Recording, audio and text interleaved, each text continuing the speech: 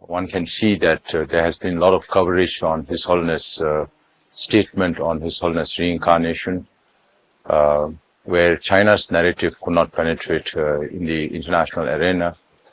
That is why they want to emphasize the fact that Tibet belongs to China and nobody should interfere in the matter of China.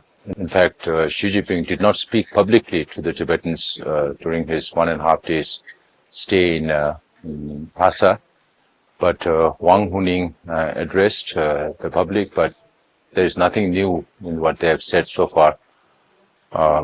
It's just a means to tell the world that Tibet belongs to China and nobody should interfere in the domestic affair of China, which is completely false, because Tibet has always been an independent state, free of China, and China is trying to impose that by gaining legitimacy from the international community, since they cannot prove their legitimacy through historical means.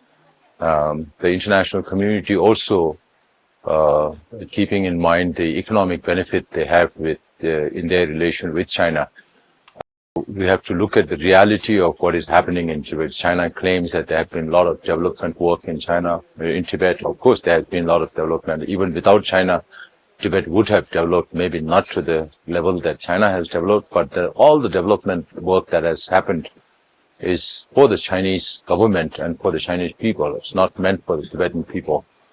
And what the Chinese government is doing to Tibetan language, the whole idea is that if the nationalities are not there, then the nationality issues will not be there.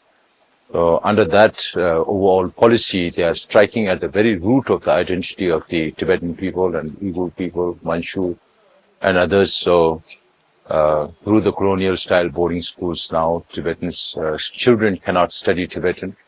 If this goes on for another 20-30 years, then it's going to affect the whole Tibetan community. One whole generation of young Tibetans will be turned into Chinese. So these are the policies that Chinese government is undertaking right now inside Tibet, with no freedom of religion. Of course, even religion is being now termed as with Chinese characteristics. So everything has to be with Chinese characters. Sinicization of the whole Tibetan culture is taking place.